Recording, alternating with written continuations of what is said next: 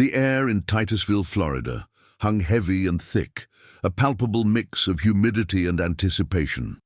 It was the kind of heat that made your shirt stick to your back and your breath feel a little shorter. But nobody in the massive crowd seemed to notice. All eyes were fixed on the distant launch pad, a modern-day cathedral of steel and fire, where a rocket, a symbol of human ambition, stood poised against the vast blue canvas of the sky. For John Miller, a man whose life was built on the mundane, this was a moment of profound significance. He wasn't here as a space enthusiast, he was here as a father. John's hands, calloused and smudged with the indelible marks of engine grease and hard work, rested on the shoulders of his 10-year-old daughter, Lily. He was a man defined by his daily struggles, the worn-out Ford F-150 he drove, the late nights spent balancing the books of his small repair shop, the quiet ache of being a single dad doing his best. Lily, however, saw none of that. To her, he was the strongest man in the world, a hero who could fix anything and a storyteller who could make the stars feel close enough to touch. She had been talking about this launch for months, her small, bright eyes filled with a wonder he hadn't felt in years. This trip wasn't just a vacation, it was a promise made on a cold, quiet night when he found her studying a book on astronomy, her face illuminated by the moonlight. He had seen the genuine passion in her gaze and had vowed to give her this experience, no matter the cost. Around them, a vibrant tapestry of humanity unfolded, families with children, elderly couples holding hands, and groups of young adults with selfie sticks filled every available space. The hum of 1,000 conversations, a dozen languages, and the excited shrieks of kids created a chaotic symphony. John felt a fleeting sense of belonging, a part of something bigger than himself. But his focus remained on Lily, whose face was a perfect portrait of awe and excitement. Her small hand, warm and trusting, was clasped in his. He squeezed it gently, a silent assurance that he was there. He was always there. The iconic countdown clock, a digital monument to the passage of time, loomed large on a massive screen, its red numbers ticking away the final minutes. The crowd began to chant the numbers, a collective rhythm that swelled with each passing second. The ground began to tremble, a deep, resonant rumble that started as a distant thrum and grew into a powerful vibration. It was the sound of destiny, the awakening of the rocket's engines. A collective roar of anticipation rose from the crowd, a sound that transcended language and culture. The air grew thick with the smell of exhaust, a scent that was both acrid and exhilarating. John instinctively pulled Lily a little closer, his protective instincts kicking in. Just as the countdown hit 10, a voice crackled over the loudspeakers, sharp and distorted. "Warning! Warning! Catastrophic failure detected! All personnel and public, evacuate immediately." The world seemed to stop. The chanting died, replaced by a sudden chilling silence. Then, a single piercing scream tore through the air, and the dam of controlled excitement broke. The crowd became a panicked tide, a swirling mass of bodies surging forward, each person driven by a primal need for survival. A massive piece of the rocket's fairing, a jagged shard of metal and composite material, tore loose and hurtled through the sky like a weapon. It struck a high-tension power line with a deafening crack, a flash of brilliant, blinding light illuminating the panicked faces below. The line, a thick cable of braided steel, snapped with the sound of a whip and began to arc wildly, its end crashing down directly onto a metal viewing platform where dozens of people were trapped, unable to escape the stampede behind them. The ground shook as the platform became a conduit for raw, destructive energy. A horrifying, silent moment of realization washed over John. He, a man whose daily life was a series of mechanical problems and practical solutions, understood the physics of what was happening. He knew what that line meant, what the metal platform was about to become. He saw the disaster not as a spectacle, but as a problem that demanded a solution, a horrifying puzzle that he had to solve in an instant. The world around John dissolved into a maelstrom of fear and noise. The roar of the engines, the screams of the crowd, the frantic sirens of emergency vehicles, it all became a muffled background to the single, terrifying image burned into his mind: the arcing power line. Time seemed to stretch and compress, each second a painful eternity. John's first instinct, the most powerful and fundamental instinct of a parent, was to shield Lily. He pulled her behind him, his arm a strong protective barrier. "Stay here, honey. Don't move," he said, his voice a low, urgent command that cut through the noise with a father's authority. He looked into her wide, scared eyes for a split second, a silent promise passing between them. Then he was gone, running not away from the danger, but straight toward it. The people around him were still in a state of shock and confusion, their minds unable to process the shift from a moment of shared joy to one of shared terror. A woman grabbed his arm, her face a mask of pleading. "Where are you going? Don't go back there!" she shrieked. But John didn't stop.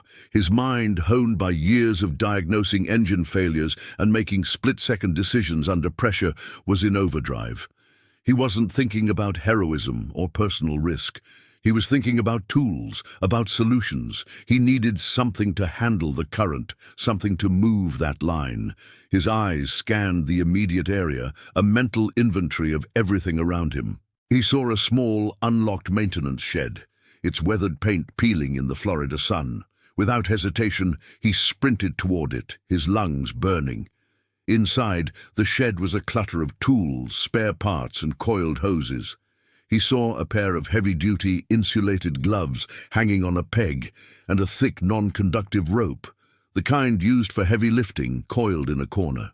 He snatched them both, his hands moving with a practiced urgency that came from a lifetime of knowing exactly what to grab and how to use it. By the time he ran back out, the scene had become even more horrific. The platform was a tomb of silent, still bodies. The air crackled with the sickly sweet smell of ozone, and the power line, a live wire of pure destruction, danced on the ground near the platform, its frayed end spitting sparks and electricity. A young tourist, a man in his early 20s who had been filming the launch, stood frozen. His phone dropped to the ground, his face a terrifying shade of white. John saw the paralysis of fear in his eyes. He knew he couldn't do this alone. "Help me!" he yelled, his voice raw with strain. "Grab the other end of this rope. We need to pull that line away from the platform." The young man, a stranger from a different walk of life, hesitated for a moment. But there was something in John's eyes, a fierce, unwavering determination that broke through the young man's fear. He nodded, grabbing the other end of the thick rope. John quickly looped his end around the power line, his hands protected by the gloves. The rope was a lifeline, a fragile bridge between disaster and survival. The line itself was heavy, far heavier than either man could have anticipated. It was an object of pure, violent force. John felt his back muscles scream in protest, a sharp, stabbing pain that threatened to buckle his knees. But he gritted his teeth, the image of Lily's face a burning brand in his mind. He pulled with a strength he didn't know he possessed, a strength born of desperation and love. He felt the young man pulling with him, their combined effort a single, desperate act of defiance against the chaos. With a final guttural roar, John pulled with all his might. The line, with a sickening jolt, lifted from the ground, swinging free of the platform. The instant it was clear, the horrifying dance of electricity on the platform ceased. A collective gasp of relief, a sound of release and gratitude washed over the crowd. The danger was averted, but the silence that followed was heavy with the weight of the tragedy that had already occurred. Medics, who had been held back by the stampede, rushed in, their voices calm and professional as they began to tend to the injured. John, his body trembling with exhaustion and adrenaline, dropped the rope, his knees giving out. He knelt on the ground, his hands shaking, not from the effort but from the emotional toll of what he had just witnessed and done. The young man, who had helped him, looked at John with a mixture of shock and profound gratitude. You saved them," he stammered, his voice choked with emotion. John, gasping for breath, just nodded. He was a hero in that moment, but all he could think of was Lily. He had to find her. He had to know she was safe. The sun, a fiery orb in the Florida sky, had set hours ago. But the events of the day continued to burn brightly, a relentless and chaotic spectacle on every news channel. The story was a whirlwind of dramatic footage. The plume of smoke rising from the launch pad, the panicked masses, and the grainy, terrifying video captured by 100 different cell phones. But amidst the fear and tragedy, one image stood out, replayed over and over. A single man, a stranger, running toward the danger and with the help of another, pulling a live power line away from a platform of trapped people. The tourists who had initially been filming a dream were now witnesses to a nightmare and the quiet heroism of a man they didn't know. John Miller, however, was far from the cameras. He was in a quiet corner of the medical triage area, his arms wrapped tightly around Lily. She had been found by a kind woman who had shielded her from the worst of the stampede. Lily's small body was still trembling with fear, her sobs muffled against his chest. He held her close, his head resting against hers, her warmth a balm for the chaos still echoing in his mind. "Daddy," she whispered, her voice fragile, "you were so brave." He didn't respond, he just held her tighter, a silent acknowledgement that everything he did for her. The world could see him as a hero, but in his heart, he was just a father who had done what any parent would do. The next few days were a blur. The media, a relentless force, tried to find him. They showed photos of his face, grainy stills from the various cell phone videos, and appealed for him to come forward. But John, a man of quiet dignity and practicality, wanted no part of the spotlight.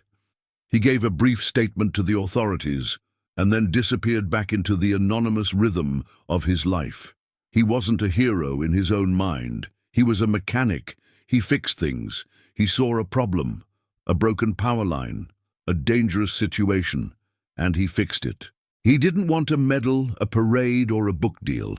He just wanted to go back to his garage, to the comforting smell of motor oil and the predictable clatter of tools. He wanted to go back to being Lily's dad. A month later, the world had moved on, but the memory of the event lingered. John was back in his small, dusty garage, a sanctuary of ordered chaos. He was hunched under the hood of a Ford, his hands moving with the practiced precision of a master craftsman, his mind a million miles away, lost in the hum of the engine. A reporter, a tenacious woman named Sarah, who had been covering the story since the beginning, finally tracked him down. She walked into his garage, the bright Florida sun illuminating the dust motes dancing in the air. "John Miller?" she asked, her voice soft and respectful. He looked up, his face smudged with grease, his eyes still holding a hint of the tired but kind man he always was. He nodded slowly. She explained that she had been trying to find him for weeks, that people wanted to hear his story. "Why did you do it?" she asked, her camera crew standing silently behind her. "Why did you run toward the danger when everyone else was running away?" John took a moment, wiping his hands with a greasy rag, his eyes scanning the tools, the cars, the life he had built with his own 2 hands. He looked at her, his expression serious but calm. "I'm a dad," he said simply, his voice a low, steady rumble. "When you're a parent, you don't have time to think. You don't weigh the risks or the consequences. You just see a child in danger, and you act. I saw a lot of people's kids in trouble that day." He looked past the camera, his gaze distant, as if seeing the burning orange of a Florida sunset, a memory of a peaceful time. "My whole life, I've been trying to fix things. Engines, broken pipes, things that don't work. That day, I just saw a different kind of problem, and I did what I always do. I fixed it. The story ends with a shot of John, back under the hood of the car, a man who found his extraordinary courage not in a moment of fame, but in the quiet, unwavering love he had for his daughter. His legacy wasn't in a headline, but in the dozens of lives he saved, and in the simple, powerful promise he kept to his own family. He wasn't a hero in the grand sense, but he was a man who, in a moment of pure chaos, chose to be a father to everyone.